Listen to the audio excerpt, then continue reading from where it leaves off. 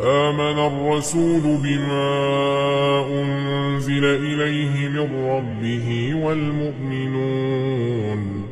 كل آمن بالله وملائكته وكتبه ورسله لا نفرق بين أحد من رسله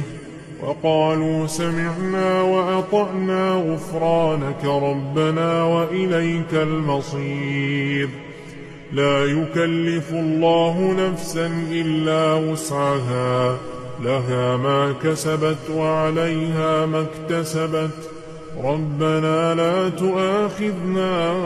إن نسينا أو أخطأنا ربنا ولا تحمل علينا إصرا كما حملته على الذين من قبلنا